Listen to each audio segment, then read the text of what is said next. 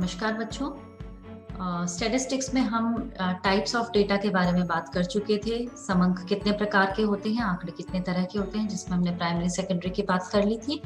आज हम बात करते हैं कि आंकड़ों का अगर हम एक बार एकत्रित कर लें तो उसके बाद में उनको हम किस तरह से सारणी के रूप में बना के रख सकते हैं या उनको हम क्लासिफाई यानी विभाजित कर सकते हैं ताकि आंकड़ों से बेहतरीन रिजल्ट जो है वो हम प्राप्त कर सकें।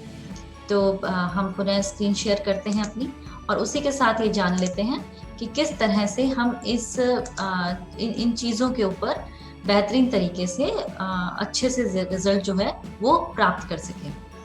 तो आपके सामने अभी जो स्क्रीन आ रहा है उसके अंदर लिखा हुआ है classification and tabulation of data. तो हम अपने पहले लेक्चर के अंदर बात करेंगे क्लासिफिकेशन के बारे में। क्लासिफिकेशन में हम शामिल करते हैं कि जो आंकड़े हम एकत्रित करके लाए हैं, चाहे वो प्राइमरी डेटा हो चाहे वो सेकेंडरी डेटा हो, यानी प्राथमिक और द्वितीय किसी भी तरीके से आंकड़े हमारे पास आए हैं, तो उन आंकड़ों को हम किस तरह से रखें, किस तरह से उनको हम क्लासिफाई करें, अलग अलग विभाजित करके रखें कि उनसे हम कुछ रिजल्ट निकाल सकें। ठीक है, तो यहाँ पर हम बात कर लेते हैं टाइप्स ऑफ क्लासिफिकेशन की। और टाइप्स ऑफ क्लासिफिकेशन में हम सबसे पहले लेते हैं डेफिनेशन इसकी। क्लासिफिकेशन क्या है, यानी आंकड़ों का विभाजीकरण क्या होता है। तो डेफिनेशन इंग्लिश में तो हमने लिख रखी है, हिंदी हम इसके बारे में अभी बात करते हैं। इंग्लिश में है the process of grouping the data according to some characteristics is called classification of data. यानी आंकड़ों का विभाजीकरण से हमारा तात्पर्य यह है कि किस तरह से आंकड़ों की किसी एक विशेष गुण के आधार पर हम उनको बांटते हैं। एग्जाम्पल के तौर पे हम देख लेते हैं कि जैसे आप किसी इलेक्ट्रॉनिक्स की दुकान पर जाते हैं या परचून की दुकान पर जाते हैं, तो आप वहां देखेंगे कि परचून वाले ने अगर ग्रोसरी का छोटा छोटा सामान रखा है तो उसने जो दालें रखी होंगी वो दालें एक साथ रखी होंगी। ऐसे नहीं है कि मूंग की दाल एक जगह रख दी, उसके बाद में उसने मसाले रख दिए और फिर उसके बाद उसने दूसरी दाल रख दी। कहने का मतलब यह है कि उसने एक गुण उठाया और वो गुण क्या था, दालें, यानी दालों को उसने एक साथ रखा। इसी तरह से अगर आप किसी इलेक्ट्रॉनिक्स के सामान की दुकान पर जाते हैं तो वहां पर भी आप देखेंगे कि अगर उन्होंने टीवी और वहां पे वॉशिंग मशीन और ये आपका मान लीजिए प्रेस और गीजर, ये चार चीज अगर मिलती हैं तो उन्होंने हैफेजर्डली नहीं रखा होगा। टीवी सारे एक जगह रखे होंगे, वॉशिंग मशीन एक जगह रखी होंगी, प्रेस एक जगह रखी होंगी और इसी तरह से उन्होंने अपना चौथा आइटम भी अलग रखा होगा। तो ये जो उन्होंने ग्रुपिंग किया, एक विशेष क्वालिटी को देखते हुए, एक विशेष गुण के आधार पर उन्होंने अपने सामान को ग्रुप किया, यानी एक एक ग्रुप में बांटा और उसके बाद में उन्होंने अपने वहां पर शोरूम पर रखा। ताकि इससे क्या फायदा होता है बेटा, इससे फायदा ये होता है कि अगर मुझे फ्रिज लेना है या टीवी लेना है तो मैं उस शोरूम पर जाती हूँ तो मुझे उस शोरूम पर उपस्थित सभी जो टीवी के जितने भी मॉडल हैं वो सारे एक जगह मिल जाएंगे। कंपैरिजन भी आसान हो जाता है, ये भी पता चल जाता है कि किस टीवी में कौन सी चीजें ज्यादा अच्छी हैं। अगर अलग अलग जगह पर होंगी तो कंपैरिजन नहीं हो पाता। तो यही चीज हम कहते हैं कि हम जो आंकड़े लेते हैं, हम जो डेटा लेते हैं, उन सारे डेटाओं की किसी एक विशेषता को ध्यान में रखते हुए हम उन्हें अलग अलग ग्रुप्स में बांटते हैं और इसी को हम कहते हैं क्लासिफिकेशन ऑफ डेटा। ठीक है, क्लासिफिकेशन कितने तरह का होता है? क्लासिफिकेशन यहाँ पर हमने टाइप्स लिया है 4। पहला क्लासिफिकेशन क्या है? पहला क्लासिफिकेशन है हमारा क्वालिटेटिव क्लासिफिकेशन। क्वालिटेटिव क्लासिफिकेशन का मतलब होता है गुणों के आधार पर हमने उसको विभाजित किया है। आप इस डायग्राम में देखो कि ये यहाँ पर अलग अलग वर्ड्स हमने यहाँ पर लिए हैं, अलग अलग अल्फाबेट लिए हैं, क्वालिटी ही यहाँ पर रखा गया है। यानी इस पर्टिकुलर इसमें क्या है कि हम किसी एक गुण को पकड़ते हैं और उस गुण के आधार पर हम ग्रुप्स बनाते हैं। ठीक है, दूसरा हमारा जो क्लासिफिकेशन है वो है क्वांटिटेटिव। यानी क्वांटिटेटिव में क्या आता है बेटा कि संख्या के आधार पर हम उनका विभाजन करते हैं। ठीक है, जैसे एक एग्जाम्पल के तौर पे हम ये ले सकते हैं कि आप अगर किसी शॉप पर जाते हैं तो आपको लाल पेन एक साथ रखे हुए दिखेंगे, नीले पेन एक साथ रखे हुए दिखेंगे। तो ये हमने क्या किया, हमने एक गुण को पकड़ा, क्या कि पेन का रंग कैसा है। ठीक है, तो लाल पेन एक साथ, नीले पेन एक साथ, तो ये क्या हो गया, गुण। तो ये एग्जाम्पल किसका हो गया, ये एग्जाम्पल हो गया क्वालिटेटिव टाइप से ग्रुपिंग करने का, गुण के आधार पर। दूसरा हमारा क्या है, क्वांटिटेटिव। क्वांटिटेटिव में क्या होगा कि उसने ग्रुप्स बना रखे होंगे, किस आधार पे ग्रुप्स बना रखे कि 5-5 के उसने बंडल बनाए, यानी कि 5 पेन उसने एक साथ लगा के बंडल बना लिए। या हम स्केच कलर लेने के लिए जाते हैं तो वो 10 या 12 का एक बंडल होता है। तो इस बार उन्होंने जो ग्रुपिंग करी है, जो बंडल बनाए, वो किस तरह से बनाए, उसका आधार था संख्या। ठीक है, तो ये दूसरी चीज हो गई, संख्यात्मक आधार पर हमने ग्रुपिंग कर ली। तीसरी चीज है क्रोनोलॉजिकल।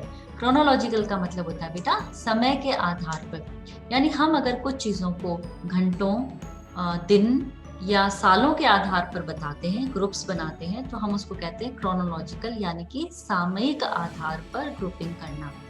जैसे हम क्या बता सकते हैं कि हमारी जो उपज है, ये इसको हम एक एग्रीकल्चर फील्ड से लेते हैं, हमारे जो डेटा आते हैं कि पिछले 10 वर्षों में कितना उत्पादन रहा गेहूं का।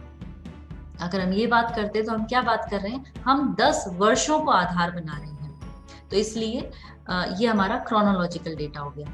अच्छा, इसे भी छोड़ दें, अगर हम ये देखें कि पिछले साल कितनी बारिश हुई, इस साल कितनी बारिश हुई, तो हमारे भूगोल को ध्यान में रखते हुए अगर हम ऐसे इस तरह से सालों के आधार पर आंकड़ों की बात करते हैं तो भी हम उसको कहेंगे क्रोनोलॉजिकल, यानी सामयिक आधार पर ग्रुपिंग।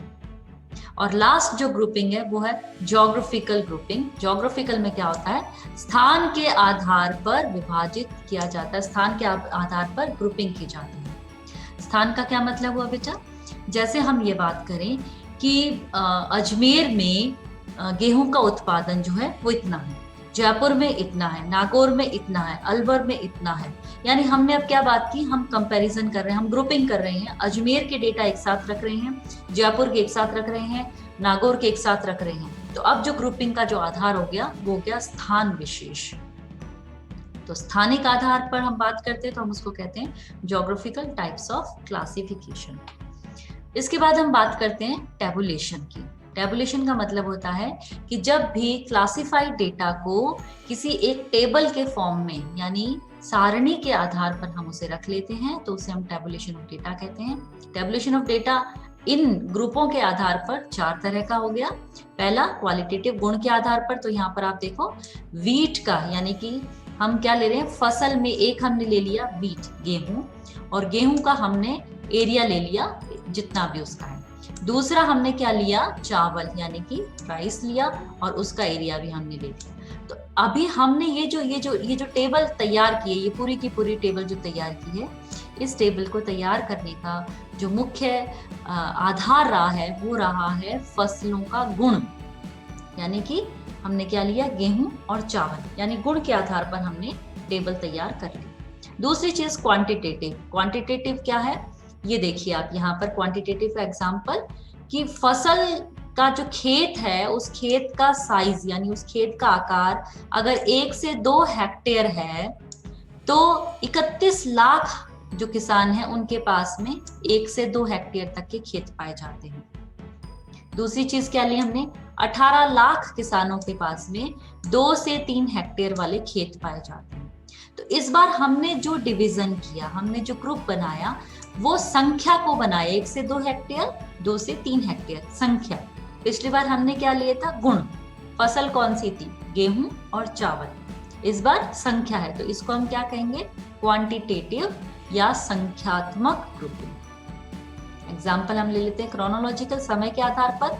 देखो साल 2010-11 में उत्पादन हुआ 2200 और साल 2015-16 में उत्पादन हुआ 2315, यानी सालों के आधार पर ग्रुपिंग हो गई, सालों के आधार पर, तो ये सामयिक हो गया। इसी तरह से ज्योग्राफिकल हम बात करें, अजमेर में वीट प्रोडक्शन हुआ इतना और जयपुर में वीट प्रोडक्शन हुआ इतना, तो इस बार हमारी जो ग्रुपिंग हुई है वो किस आधार पर हुई है, क्षेत्र के आधार पर हुई है, स्थान के आधार पर हुई है, इसलिए हमने इसको कह दिया ज्योग्राफिकल। चारों चीजें समझ आ गई बेटा, 4 प्रकार की हमारी हो गई हैं, ठीक है, गुण के आधार पर, संख्या के आधार पर, समय के आधार पर और स्थान के आधार पर। आगे बढ़ते हम, और आगे है कि आखिर किन्हीं भी आंकड़ों का क्लासिफिकेशन क्यों किया जाता है, यानी उसे ग्रुप्स में क्यों बांटा जाता है, या उसको किसी भी टेबल के आधार पर हम टेबल पे क्यों बांटते हैं। तो एक एक करके लेते हैं। सबसे पहली चीज, हमारे सामने जो कॉम्प्लेक्स डेटा होता है, मान लीजिए हमें किसी भी जगह के बारे में वर्षा दे दी, और वर्षा क्या दी है, 12 महीने की, तो हमारे पास में 12 वर्षा के आंकड़े हो गए। ठीक है, ये बहुत छोटी सी चीज है, इसमें हम आसानी से पता लगा सकते हैं कि कहाँ कि किस टाइम वर्षा ज्यादा है और कौन सा आंकड़ा जो है वो कम है। लेकिन अगर हमें पर डे दे दी, यानी हर दिन, इसका मतलब 365 वर्षा के आंकड़े हमारे पास हो गए। अब 365 में से हाईएस्ट और लोवेस्ट को निकालना, फिर कहां पर कितनी ज्यादा हुई, किससे ज्यादा हुई, पिछले दिन से कितनी ज्यादा हुई, ये सारी चीजों को निकालना बहुत मुश्किल हो जाता है।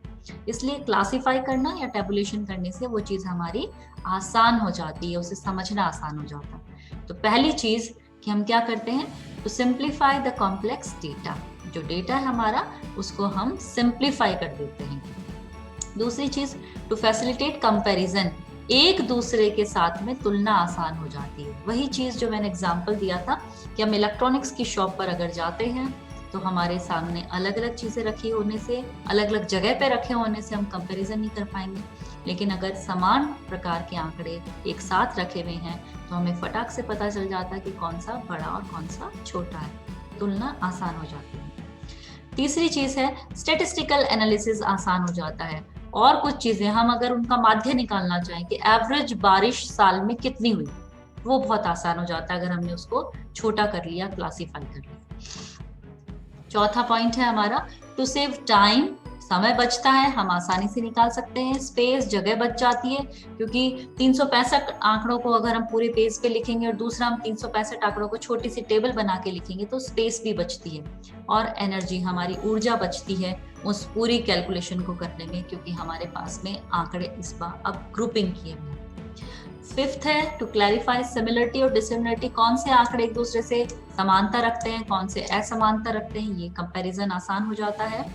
डेटा को लॉजिकली और साइंटिफिकली एक साथ रख लेते हैं, तो उसके ऊपर फर्दर कुछ अगर हम चीजें निकालना चाहें, उससे एनालिसिस करना चाहें, उससे और चीजें हमें पता लगाना चाहें कि इसके आगे और क्या हो सकता है, वो बहुत आसान हो जाता है। और लास्ट है, टू ग्रैस्प इंफॉर्मेशन, सही सूचना की प्राप्ति जो है वो आसानी से इन चीजों से हो जाती है। नेक्स्ट हम पॉइंट